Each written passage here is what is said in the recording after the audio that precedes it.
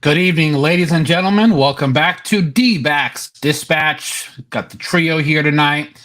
We're going to go ahead and discuss this 4-game series with the Giants that we split, which I think that's a win. Because anytime you can at least split, I'm fine with it.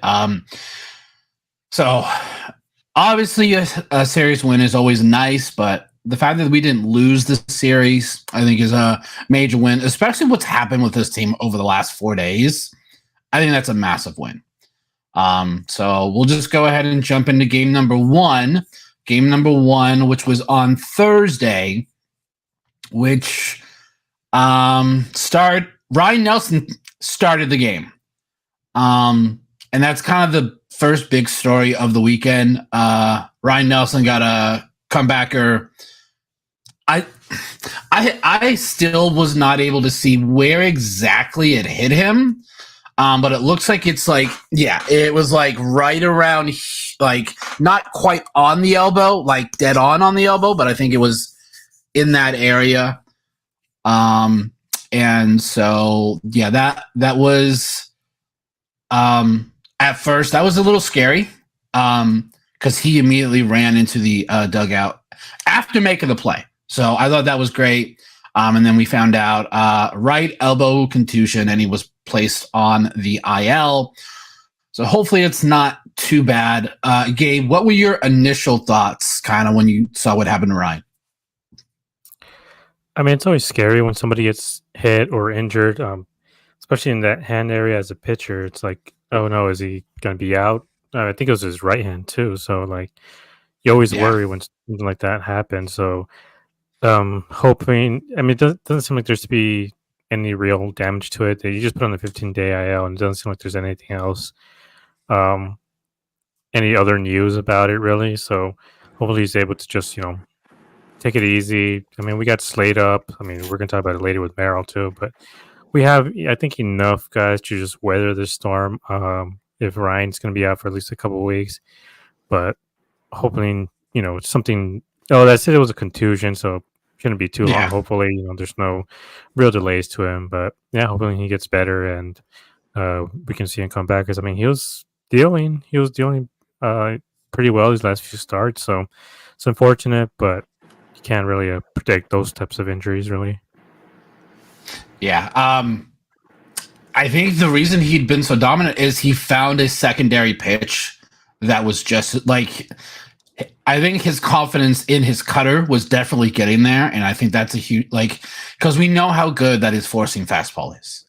But major league hitters, when they know that's your only pitch, that's the only pitch they have to worry about, they're going to be ready for it. So the fact that he was starting to do well with that cutter got me pretty excited. But Brett, your thoughts on Ryan Nelson and just game one in general? Yeah, I feel like we definitely dodged the bullet a little bit with how our injury luck has been going. Hopefully it is only, a start, maybe 2 at the very most. And maybe it's just a little bit of a bruised elbow and where he took it. But it's never fun to, have especially a guy that with the injury issues we've been having, another pitcher go down. But the one benefit is the Diamondbacks do have a lot of at least arms down in Reno that could easily kind of like what Slade did in this game one in general, or game 4, spot start. There's a lot of arms you can call up. So they're definitely going to test the depth a little bit, but hopefully within the next month and a half, we slowly get a little bit of a trickle of players coming back. So then Ryan's injury, if it is that long, isn't really, too hampersome for this team. Yeah. But I think the standout from this game, Logan Allen goes 4 2/3 in relief and gave the team a chance to win this game. Like when he came in, I thought he's like probably 1 or 2 innings. That's probably all they're gonna get. No, he went 4 2/3. Really saved the bullpen for the weekend, in my opinion. Like had he gone 2 innings, I think the bullpen would have been taxed the rest of the series, but he was able to keep it in check. It was his first start. Well, sorry, not start. His first game out with the Diamondbacks. So he did really well. He only threw 58 pitches in 4 2/3. So I thought it was really, really good of what he was able to do. Like now, because of that, he's probably not going to be able to pitch till Tuesday, maybe Wednesday. So he's definitely out for a bit. Yeah, like this game in general, like he did a really good job. And we unfortunately Kyle Nelson sometimes is like Jekyll and Hyde. He'll have an outing where he looks like he's the 3rd best guy out of our pen. Then he has an outing where I'm like, yeah, there's a reason why we need another bullpen arm outside of the main 3 of Thompson, Ginkel, and Seawald. So, my friend Shug, thanks for stopping by. Appreciate it very much. He's a Dodgers fan. So, yes, Dodgers put a whooping on the Mets today. He was actually at the game, so hope you had fun, Shug. So for anyone that's just finding the channel now, make sure to like, comment, and subscribe so you don't miss any of our future videos. We are a D-backs podcast.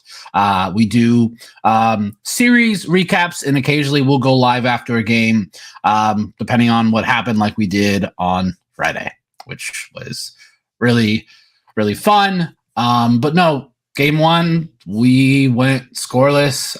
Cattell continues to hit, which is amazing. Like before today, he had 13 hits in his last 5 games. So basically, he had 13 hits this week. If he doesn't win an NL Player of the Week, I'm gonna be like, who else? Like, I have a feeling, and I really hope they don't do this. Shohei did set a record today, and I hope they don't give it to him just for that. Like, that's my biggest worry. Is that, oh, Shohei did something, let's give it to him. Yeah, I'm hoping it's Cattell. I mean, Cattell, I'm very biased here. I feel like Cattell is way more deserving of it just with the week that he's had alone. Yeah. So this was our last game with the experiment that is Jace Peterson, as he was designated for assignment on Friday, which we went over in our Friday recap. But we'll just kind of go over that real quick. Diamondbacks set a record, which we later found out, for a 9-inning game, most hits, 22, which I thought I found out, and then the D-backs basically confirmed it on Saturday, saying it was a new team record for a 9-inning game. So if you want to go back and kind of hear our thoughts on that, we have another live stream video. I don't really feel like we need to go in depth with that game. It was great to see Blaze go opposite field on a grand slam. So I really like, and it's weird. Like, one of the demons that the Diamondbacks had up to this point is ending 7, 8, and 9. They do not score. For whatever reason, this team struggles in scoring. They scored 8 runs in the 8th and the 9th combined. So they kind of got that demon off their back. Gabe, any quick thoughts on game 2?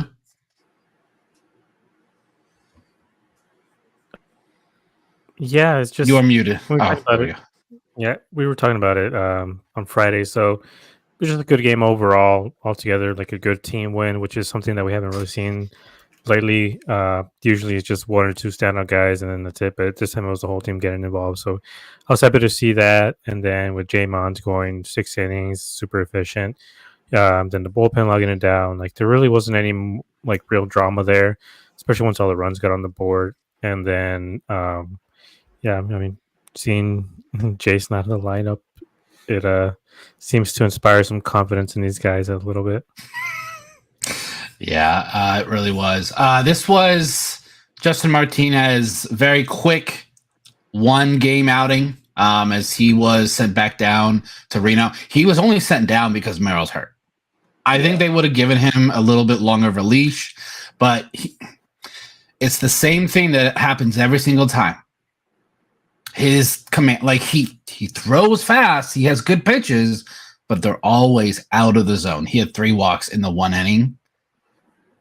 So that was He's even kind of a trying bummer. to throw less hard just to keep it more in the zone, which seemed like the first outing the first 2 that he had was doing well. But yeah, that one against the Giants definitely was not ideal with his location issues. Yeah, but I mean, we were up so much at that point. It was just more of a let's just keep trying. Yeah. let's just see what he got here. Just it was a very low leverage situation for him, so it's just more like, all right, let's see what he got, see if he's ready. Obviously, he is not. He still has really good stuff, but that command it's still I know for me, it's my biggest concern. Like I don't care you throw 102. If you walk guys, it doesn't matter. I would like if you want to throw 98 and you throw it in the zone, I'm more pleased with that than anything else. Agreed. It's like So please, like we've seen it with Frias, we've seen it with other guys. If you can control it, if you can control 101, 102, yes, that's just an extra thing in the back of your pocket. But, until you can do that, try to do it at 98 because a 98 can be just as effective with location than 102 that's wild. Yeah. So, we won game 2. So after 2 games, we're split 1-1. Moving on to Saturday. We got a Zach Gallen start, and I was like, sweet, we're gonna win another game. This was this was his first. I wouldn't say it's subpar outing, but it definitely wasn't great. He gave up 9 hits in 5 innings, 5 earned runs. He did strike out 6. He's really leaning on that curveball. Like I think that's his strikeout pitch right now. Like he knows if he needs a strikeout, he's going to that knuckle curve. He gave up 2 home runs, and they both were massive home runs. Patrick Bailey was the giveaway at Oracle Park in this game, and of course he goes off. He goes 4 for 4. He hits a home run into the bay, straight into a kayak. Like doesn't even hit the water. Like that. I thought that was absolutely insane. I'm like, how do you even do that? Do you think like did that hit them straight in the leg, or do you think they got lucky and that hit like the side of the kayak? Because 1, if that hits them in the leg, like that's gonna hurt. 2, I don't know how strong your kayak is. What if it? Could you imagine it hitting the side of it and just putting a hole in it, and you just see them just like sinking in the bay? So I think it hit like the side, and then it kind of hit them. So it didn't hurt as much. I personally think that's what it looked like, is that it kind of fell and kind of hit like just inside, and then it kind of rolled up against them. Bob Brenly was really impressed by it. Like I'm like, okay, why are you so impressed? Sometimes he's like a 5-year-old that they're not even a 5-year-old, a toddler, where you just hand them some like jangling keys, and they're like, I got like 8 hours of entertainment in front of me, boys. Let's go. Yeah. Carroll, another 3 strikeout game. Like I'm starting to get a little bit worried as to how much he's struggling right now. I don't know if it's a confidence issue, an approach issue, like what he's struggling with, but I'm not saying that I'm not acting like, oh my gosh, the sky is falling, we're going to suck because Corbin's not playing, but I want to see some signs that he's going to, that he's through it. So, he's at least Gabe, still having your thoughts? pretty decent at bats. Yeah. It's just the strikeouts is too much for me. Gabe, your thoughts on game 3? It was a bit of a clunker altogether. I mean, Castro came out and just put this game out of hand and stuff. But I mean, Gallen has to be better. I mean, he's the ace of the staff. He's gonna want to get paid like an ace, so he can't be giving up 5 runs like this. I mean, he got through 6 innings, which is what you want, but still, it's like Five he innings. put them. Oh, 5 innings. He put them behind pretty early on. So if you're playing catch up most of the game, it's really hard for the team to refocus and then go after them. But yeah, I mean, Carroll, I don't know what it is either. If it's a mental thing or a physical thing, I don't know what it is. We can't, give up on him this early or anything because he's still walking, he's still stealing, so he's doing a lot of things right. He's had a lot of really good at bats for the most part. I think there was the Friday game or even this game that he started strike three straight down the middle, which was frustrating to see. But still young. I don't think they're going to send him down to Reno anytime soon. But maybe moving up and down the lineup a little bit. But yeah, it's a little disheartening to see, especially seeing Carroll struggle the way he has, and maybe when we have the homestand here against the Padres, maybe we can give him a standing ovation. Which I know it's a little bit played out, but we have to let him know that we're still behind him. We're not like other fan bases like the Phillies or the Yankees will boo our best players because they have a bad month or whatever. Like we have to show our support. You just called out Yankee fans. I love how you just did that. With the Yankee fan in the chat too. How rude. Right. Shrimpy, our resident Yankee fan. Yeah. Oscar. No standing right. Don't pull a Trey Turner and what that other Mets did it too for Lindor. Yeah. I love how Shrimpy has it. As Gabe brings it up. But Gabe, you did bring up something else I want to go over. Castro with another not great outing. 4 hits, 2 runs in just an inning. He threw 36 pitches in that 8th inning. He's only on the roster because of how much he makes. If he made 2.5, 3, maybe they send him down to Reno. You would know how it is to have Castro, as he is a former Yankee. So, I don't know how much longer I can take the Castro experience. It's weird because there was the game against Chicago where he went 2+ and he looked really good. He kept the team in the game. And then he has an outing like that. I'm like, can we just have some good outings for a week or two where we don't have to experience the Castro experience? Because it's hard. It's really hard to not like what he does when he pitches. I just don't understand why he doesn't throw everything right at the bottom of the zone. He throws a sinker and a slider. I wonder if it's with the way some of his, he has a sinker, right? That's what it is. Yes, he's a big sinker slider guy. So the way that pitch moves, it moves in so inside, especially to a right-handed batter. So he just misses the zone so much with it. And I wonder if it's can they do the same thing they did with Fott and just move to the other side of the mound so that ball starts way outside the zone and ends inside the zone? That would be so great. And same with the slider. It's the way it moves out. I mean, he leaves it, especially with the slider. That's the pitch that he leaves inside a lot that gets hit for home runs and everything. So maybe do that. I know it sounds like a stupid fix, or maybe they tried it and just didn't seem to work. I really don't know. We were never going to know with these sort of things until after they happen. But maybe move him to the other side of the mound, just get him another look, and hopefully, the ball can start lining in the corners of the zone and everything. So, because he has something.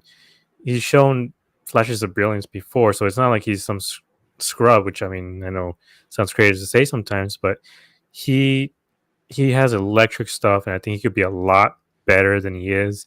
I just feel like he just needs something or someone to unlock that potential in him. So I just looked up his baseball savant page for just this year. on that. His hard hit percentage is almost at 22%. Yeah, I was like, oh my lord. That's one of the downsides. What was Brandon Pfaadt? What was Brandon Pfaadt last year? Let me check. He was hit really hard. One of the downsides is around the hard same. like that. So this year it's 42. Wait, no, sorry, that's his. So last year was 44%. Pfaadt's at 34% this year so far. So he's getting hit harder.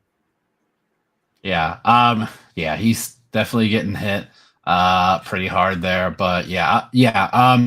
Castro, his pitch distribution, 46% is a sinker, 40% is slider. Everything else is his changeup. So yeah, I'm not a pitching coach, so I don't know what to do to fix him. But I like Gabe's idea. Fuck it, like we're already paying him the money. We're probably not going to get rid of him. Like he's going to be here anyway. Just say fuck it. Go from the other side of the rubber. Like start tinkering with little tiny things and just see if anything works. Like I think a big thing will be when Paul is back. Kind of like last year when we first traded for him, it let the bullpen fall into place. I feel like Castro was because. Kind of like we talked about on a previous podcast, he got lower leverage situations and wasn't getting like we've needed so far with Paul and some of these other games with the bullpen being burnt out. Hopefully he won't need any of those situations. Maybe a few tweaks of the rubber, maybe gripping the pitch a slightly different way, maybe a slightly different arm angle when he's releasing is all he needs to just figuring it out. Because I agree with you guys. He has electric stuff. He has the makeup, like everything on paper, everything, spin rate, whatever it is, really enticing, but when you look at his actual on-field performance, there's just some kind of disconnect that you can't figure out so far. Yeah, it's definitely tough to watch. Anytime that he comes in, I'm just like, I don't want to watch because I don't know what we're gonna get. So that was that game was tough to watch. So that was game 3, which we ended up losing. So on to today. Before we get into the game, there was a lot of news we got today. Merrill Kelly was scratched from the start as he had some shoulder discomfort when he was throwing yesterday, which he's actually going back to Phoenix. He's not going with them to St. Louis as they're going to do some imaging to see what the issue is. I'm trying to not just think like sky is falling, like worst case scenario here. Because if we go without him for a extended period of time, I'm hoping what Slade did say in a spot start. It's not a spot start. Like he's gonna probably be starting at least one more game. Hopefully, I would to be honest, in the one start I saw a Slade, I feel more confident in him than I do with Tommy Henry, personally. Because he went 6 innings and threw like almost 60 pitches. Like he just breezed through those 6 innings. He had a no-hitter going into the fifth, which I was like, oh wow. With these sort of spot starts, the reason why sometimes you can have a lot of success in these is because Merrill was scheduled, so they probably were looking at tape of Merrill the whole day yesterday, and even like to a certain extent today. And then finally, when they got the news, they had no real time to really game plan against Slade, except maybe just see him pitch in AAA, which it's not going to tell you much, especially because half these AAA games are never on TV anyway. So there's no real tape on guys like him. So that's why sometimes when you have guys like what's his face who threw the no hitter, Logan Gilbert, right? Tyler Gilbert. Tyler Gilbert, or even when Tommy Henry first came up and when Ryan came up, like they had these dominant starts because they work to a certain extent, kind of these spot starts. But once they get more tape off of Slade, they can start adjusting to him. So, I mean, he faced him last year, so they have tape on him. So I don't know if I think it's not the tape that they don't have is why I think he was successful. It's I think, like you said, they were prepping for Merrill. And then they find out like 3 hours before, oh, it's not Merrill. So then they got to come up with a new game plan as quick as possible. I think it's more of that and not having the tape on him. If he's going to start one of these games in San Diego, they probably are going to research him a little bit more. So he's probably not going to be 6 innings, 60 pitches, and just completely dominant. It might be 5 and a couple of runs or something like that. So he's not the second coming of Garrett Cole or anything, which he seemed like today, but he's going to be good. And I have trust in him enough to get us through the storm if Kelly's out for a bit. Say it's funny that you mentioned he wasn't the second coming of Garrett Cole. What I kind of wanted to say with Slade is he kind of has a little bit of that closer like psycho energy to him, like where he's not like cocky, he's not gonna shit talk the other team, but it's like he's talking to himself out there. He's like laughing like a maniac when he's getting strikeouts. Like I don't know, I kind of like it's like there's like a little bit of a screw loose there, and I kind of like that. I remember when they drafted him in the first round out of Miami, and even looking at the name, I was like, okay, that's a Slade Ciccone. That's a baseball name.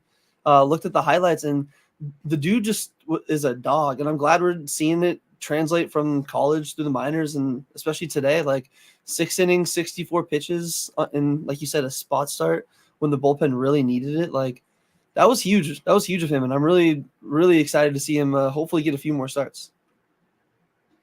Yeah. So his next start would be at Seattle. So we go to St. Louis, and then we go to Seattle, and then we come back to face the Dodgers and then the Padres. So if he does get another start, it will most likely be in Seattle, which is interesting. On the game on Friday, they had a in-game interview with Merrill, and he was talking about how excited he is because his next start was going to be in Seattle. He's never played in Seattle, so he was really excited about it. So that's kind of a bummer. But as one of our comments here puts, Jesse's tweet about just there's like 8 to 10 guys that are injured in some form. Looks like Brett has a fan. So there. Gabe, what are your thoughts on just like all of the injuries that we have going on right now? Yeah, I think what we're seeing with the injuries, at least in terms of this D-backs team, it's new, but it's not new overall. Like people always talk about the World Series hangover. Usually talk about it when the team wins the World Series, but when you're facing that many teams, and like at least the way this D-backs season ended last year, they played 17 games in 18 days, and then they went to Milwaukee, and then they went to LA. So they really didn't have any chance to rest these guys. And most of these guys, it was their first time playing the playoffs and this deep into October.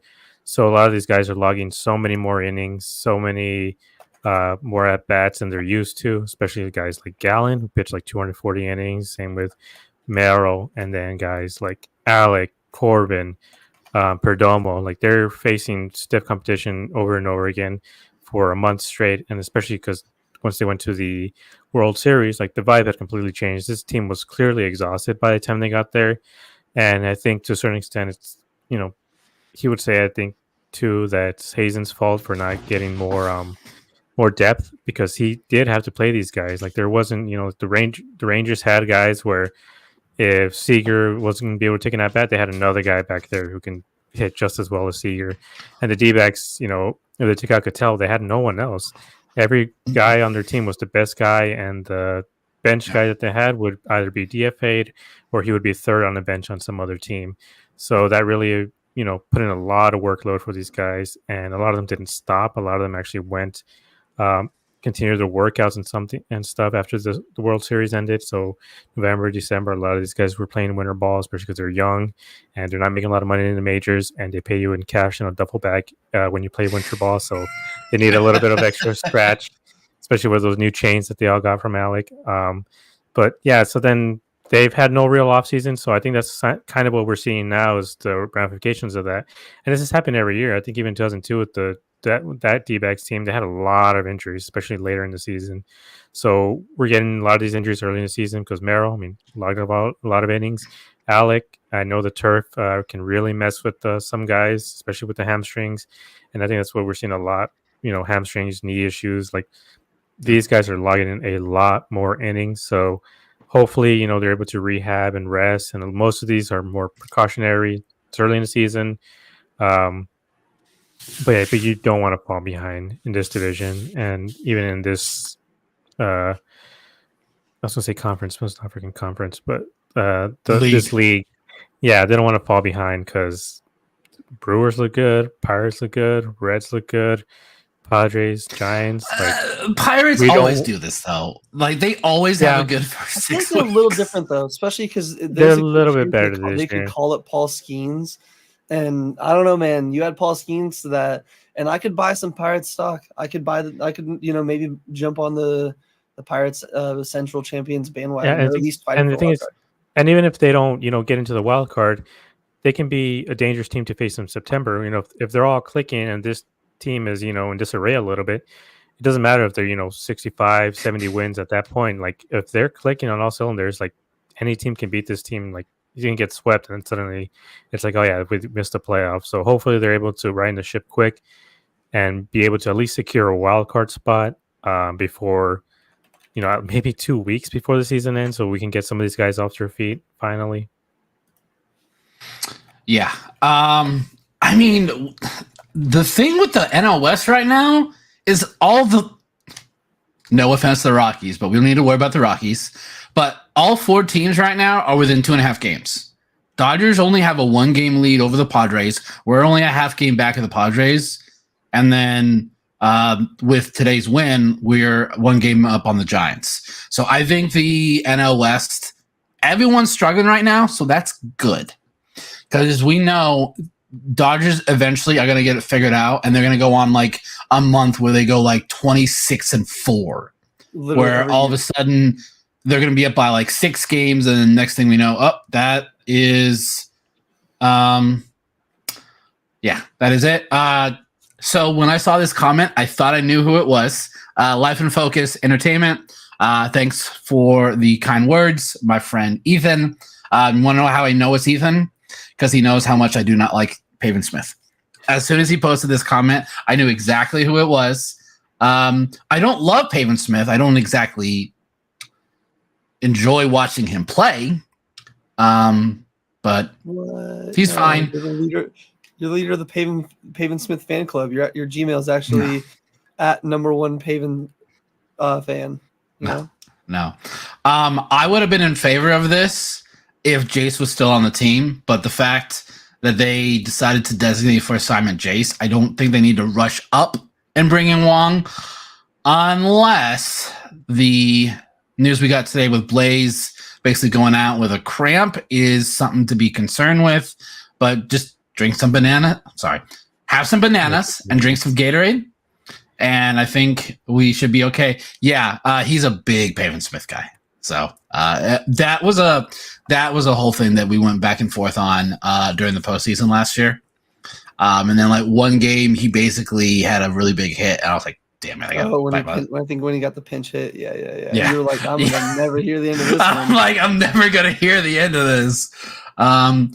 But yeah, I got a little worried there when Blaze just randomly came out in the bottom of the 5th, and they had to bring in Kevin Newman. I'm like, "Oh no, what is it?" And then like 2 innings later, oh, it's just a cramp. So I'm like, yeah. I think in the post-game show they said hamstring tightness. The team didn't tweet that out, so I don't know if they had to change it or they just said that instead.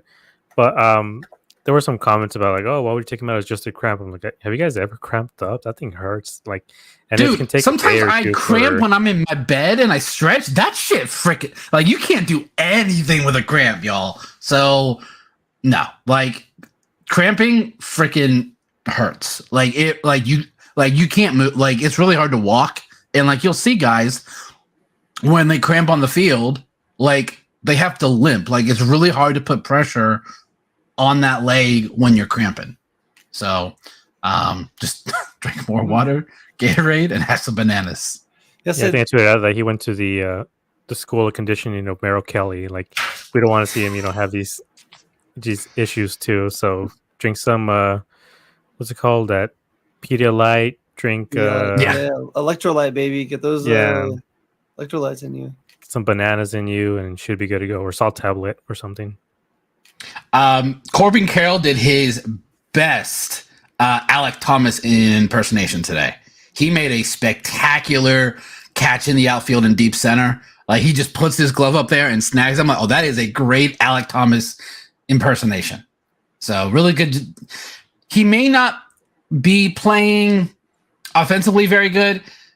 He needs to start yelling in the outfield, please, because he's had 3 near collisions in like the last 10 days.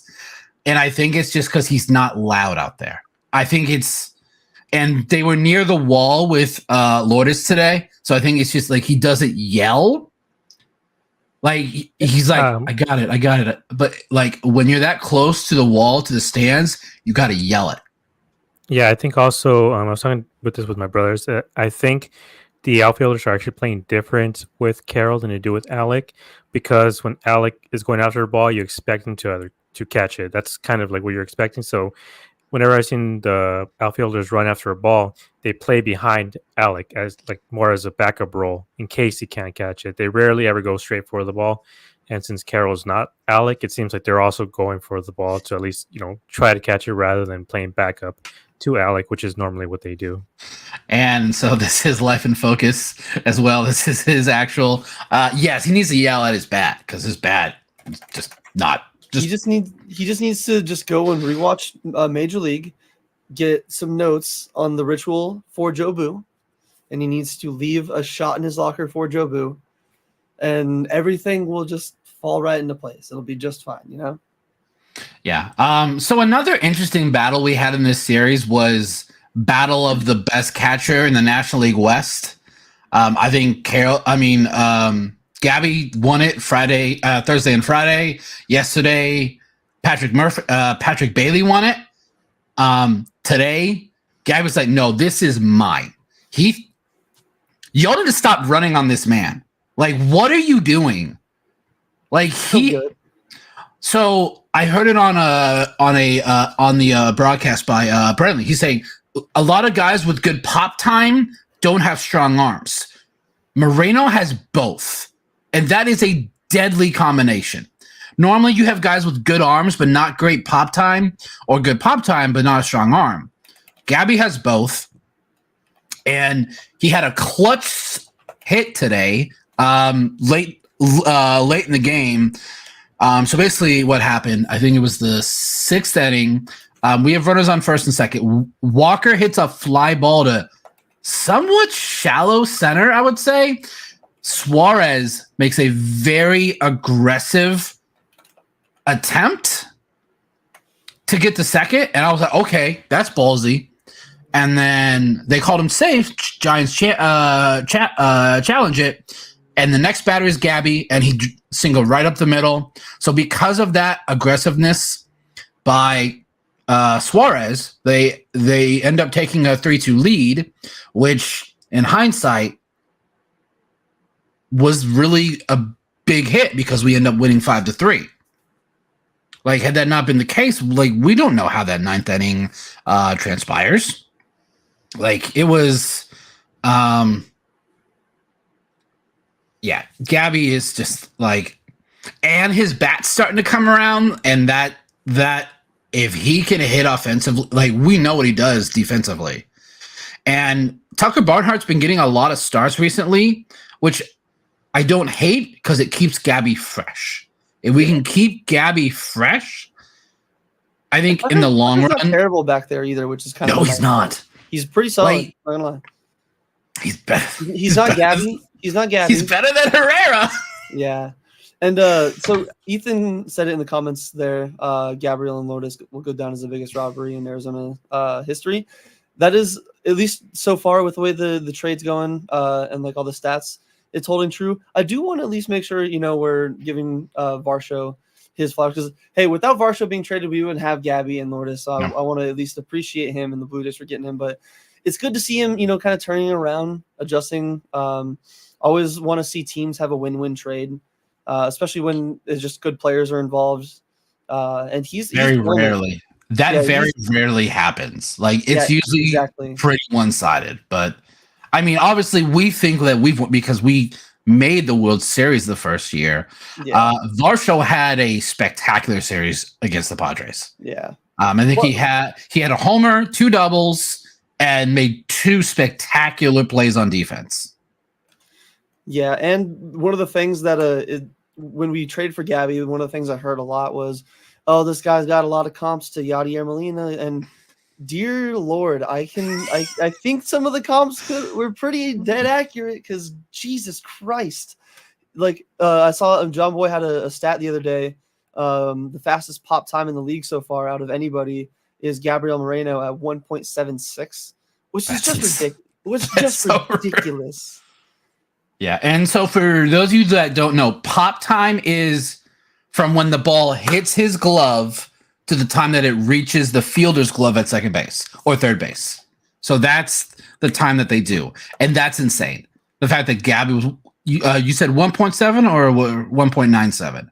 1.76, I believe, for his pop time. Lord. That's insane. That's disgusting. Yeah, like I know that the Angels have the most thrown out base stealers because people will try to run on them. People don't run on Gabby now. Like it's almost like they know they can't. Like I think there's like it would have if people get a stolen base, it's not on Gabby, it's on the pitcher. Because if he gets a good pitch, he's gonna make it close. Or it's going to be on the person fielding the play, like Chase, who couldn't convert that. It's the second stolen base that they had on him. Yeah, so it's either going to be the pitcher or it's going to be the person fielding it that doesn't make a good enough tag. Yeah, so, but like Kevin Newman, for me, is doing a really good job of when he's playing. Like he gets about one hit for every time that he plays, which is huge. I think he just needs to be a serviceable backup until we get Domo back. And then obviously we know Domo's pretty much going to be every day. But Blazes has also got to take this big opportunity, which he has. Like Blaze has done a fantastic job. So I'm like, so many injuries right now. But luckily, as y'all said, it's still pretty early in the season. So we'll just have to wait and see. Hopefully, a lot of these injuries aren't too bad. I think Alec is coming back pretty soon. Hopefully, Merrill's injury isn't too bad. Domo's probably back in 2 or 3 weeks. So I don't know how many if you guys watched the 9th inning today.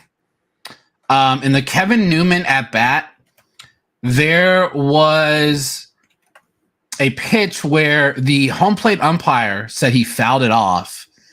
Patrick Bailey and Bob Melvin were adamant. They were livid that he did not make contact. 2 pitches later, Newman hits a double down the line, scores 1, gets Jake to third, and then Marte gets the sac fly, the next batter.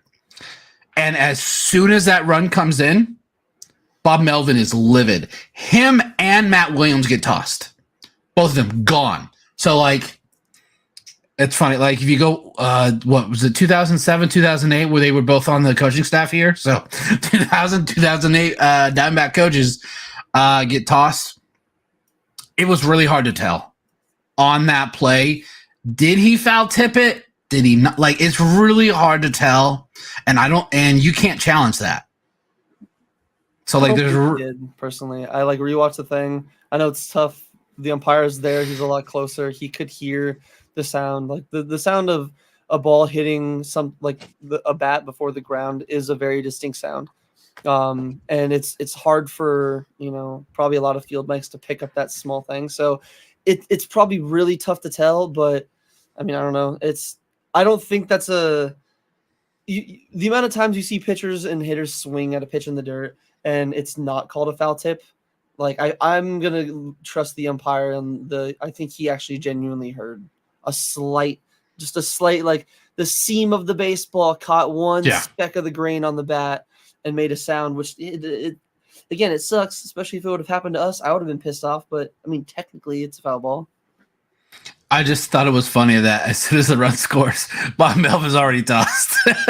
Like he's He just cut the like, camera to him, and Bob Melvin was instantly just like, Colum's like, it's like that's a horse, like, you know, pardon the French for a second. He was like, that's a horse shit call. Like, you're so effing bad. Like, you've been so effing bad all day. Like, he was just letting it all loose. And Yeah, with the he way was- Ginkle pitched today, like that could have been the difference right there.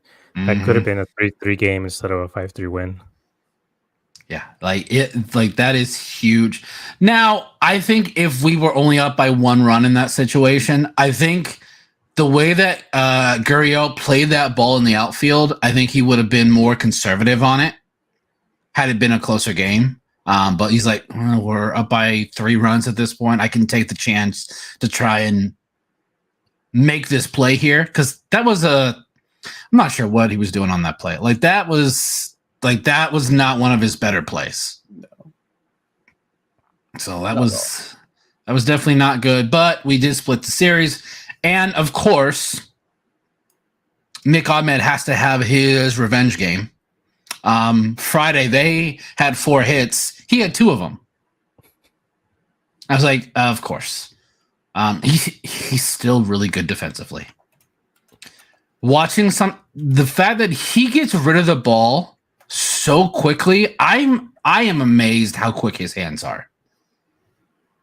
We had an error today, right? I mean, it was. No, I mean, it's not like it was. For the agenda, was an error. He's washed. He had one. Yes, he had one. He had one today, actually. Yeah. That definitely, like, I watched it live. Even I was like, I mean, I get Gino as the runner, so I get he was slow. He probably had a chance, but that was borderline in the third baseman territory on the grass. Like he just lost it on the transfer. That it's so weird MLB this year when they'll go and they'll take hitters and their hits away. I think they did that to Shanwell for the Angels. Other guys, like, they'll go and like a week later change a hit to be an error or an error to be in a hit, and it's like you guys got to be trying to inflate something or do something, because that there's no way that was an error. Like, even again, hey, the hater agenda, yes, we'll take it. Thank you, Nick, because even my first reaction was, Nick, thanks, nice play, nerd. But I instantly was like, I mean, that's a tough play. In my head, they're going to give it a hit. But the second, even my mom was like, they gave that an error. I was like, I mean, like, I don't know if that's an error. Like, yeah, it might have been a tough play that he could have made, but I don't think that classifies as an error.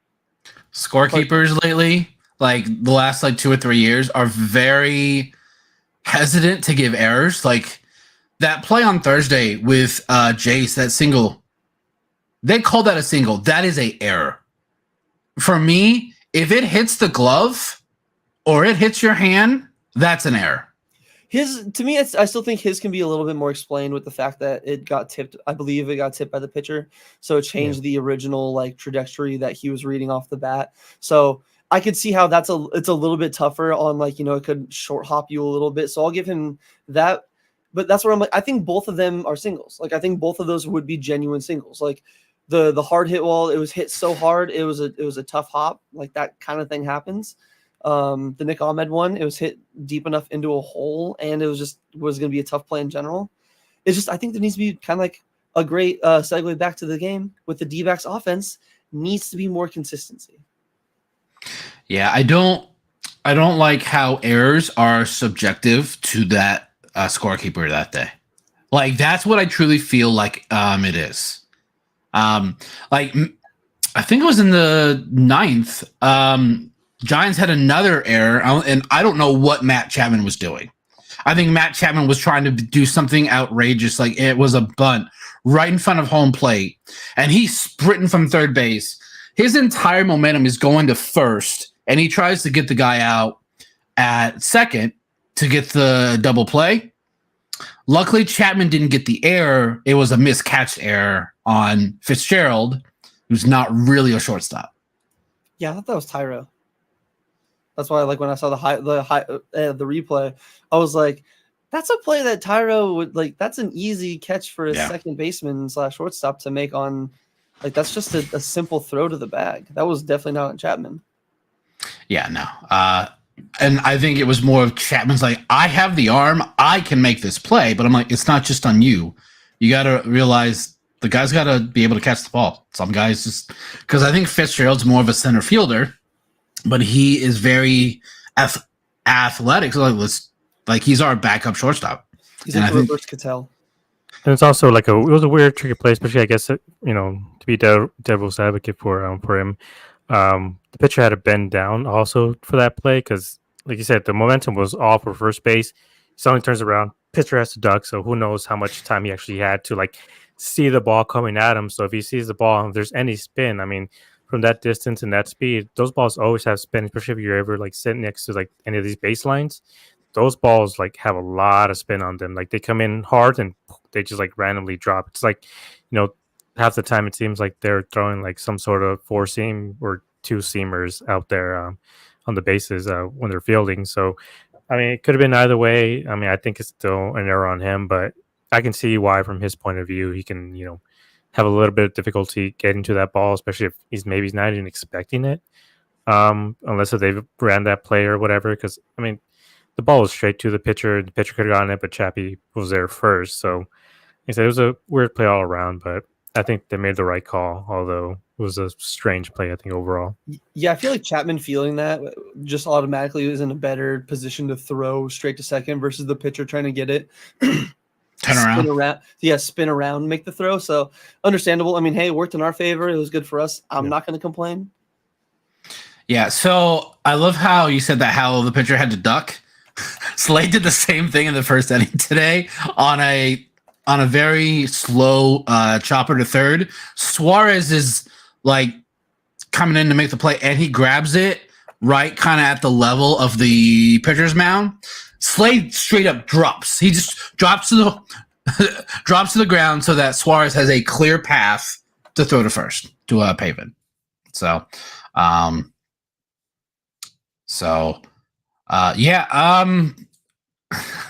is actually a really good point. I don't think So Brett, I think with bunts, you might be right. It's more of no one else has the bat control to lay one down. Domo's the only one I think Torrey trusts to do that.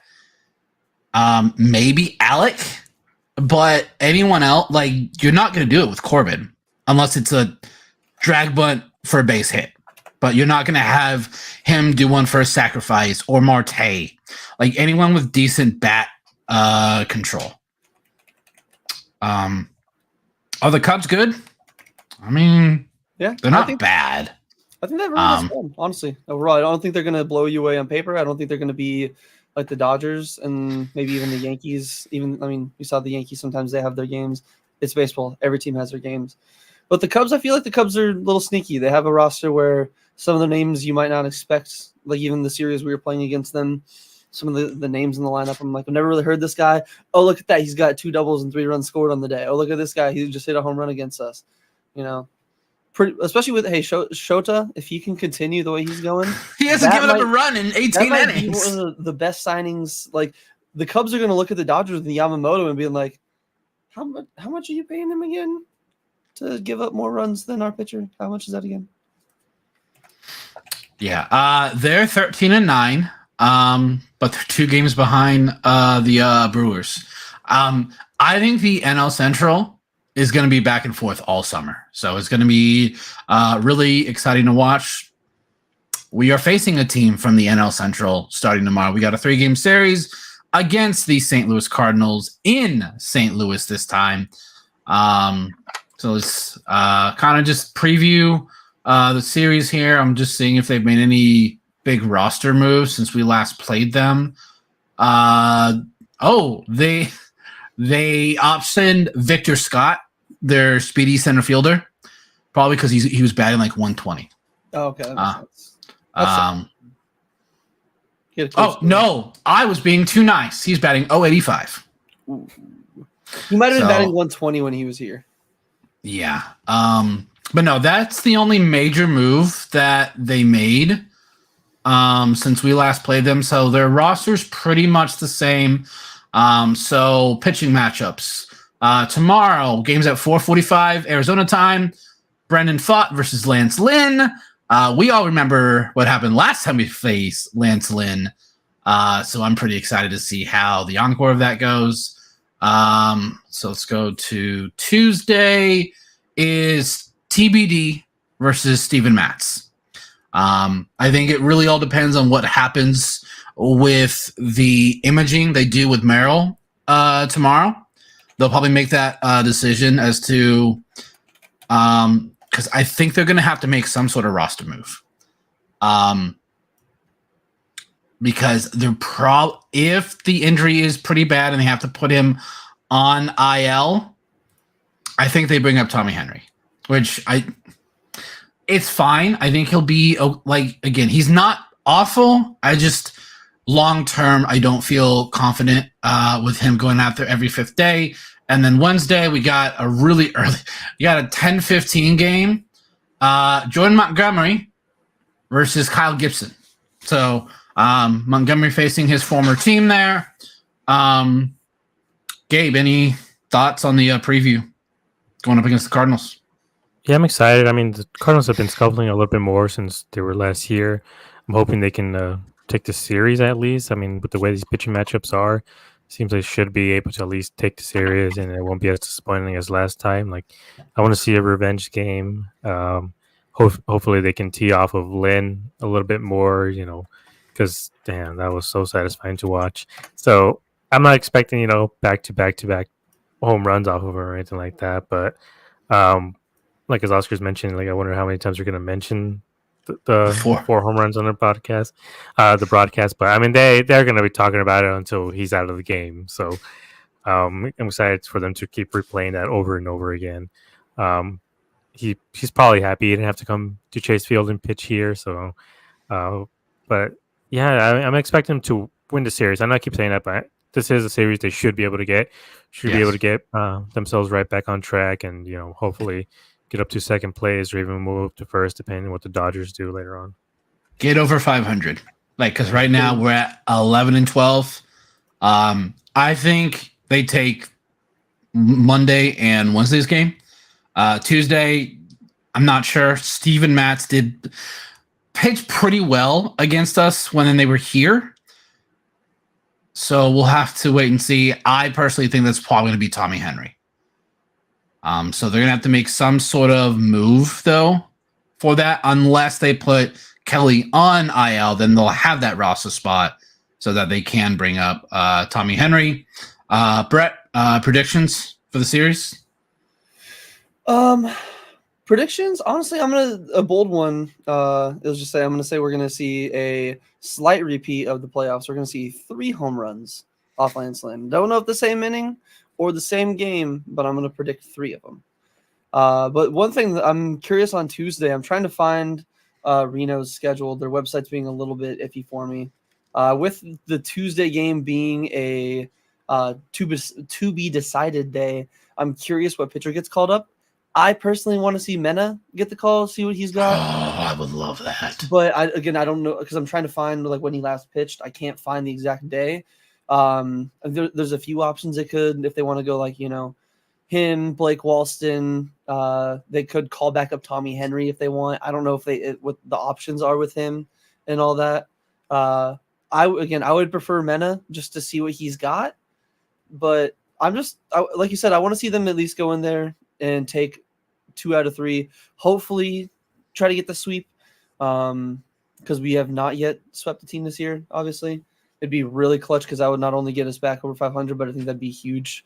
Mena was Thursday, so Tuesday would be 5 days. Yeah, so that would be normal. So if they're gonna want to cook, I think Mena would be good because I feel like he's definitely earned it. But yeah, that's mostly what I'm going to be looking out for is the Tuesday starter. Yeah, that's a big one. Gabe, any bold predictions for the series? I guess I don't really have any, just because I don't think the Cardinals are all that good. So it's anything they do against them, I wouldn't be surprised that they did it. I would just say Corbin Carroll goes 9 for 21 or something. Yeah. Bold prediction. I've done fought a couple of times and it hasn't worked out, so I'm staying away from that one. I'm gonna somewhat go based off of what Brett's saying. Christian Mena does pitch on Tuesday, 6 innings, 6 Ks. Nice. Like he has a very solid start. So yeah, I hope. Yeah, we need Corbin. I just want to see signs that he's getting out of this slump. He doesn't have to have a 3-for-3 game or have his hard hit ball. Just try and get one hit, or don't have like he's this series. Ethan, no. Like D-back fans, Goldie is gone. Where does he play if we trade for him? Not this year. He takes Pavin's spot. Yeah, he takes Pavin's spot. That's what he is. He can come back. But he's not going to be playing every day. Like PH time, baby. It's fine. In place of Grichuk and Jock, no. No, next year. All right, we'll have to wait and see there. We do appreciate everyone for tuning in. Make sure to like, comment, and subscribe so you don't miss any of our future videos. Our next video will be the Cardinals series recap. It's going to be very, very fun. Just one final thing. Gabe, you got any final thoughts? Yeah, I just want to give a quick shout out to the guy that MLB is like, glazing off of right now, Tyler Glasnow. So here's the thing. I love Glasnow. Loved him when he was in Tampa. Hate him now that he's a Dodger. But he went 8 innings today, 10 Ks. So far, it seems like he might be one of the front runners for the Cy Young. I mean, he has 37 innings, and with the way Gallen, messed up yesterday. So, he seems to be the front runner right now. But I do want to say, Dodgers fans and Glasnow, do it for more than 150 innings. I mean, he is maybe 100 off from his 90. He's 80 to 90 innings away from his season high, career high. So do it for more than that, and then we'll see. It's not fitting your agenda. We don't like this. We like when our agendas come true. It's a great show. I hope everyone enjoyed the show today. We will see y'all next time.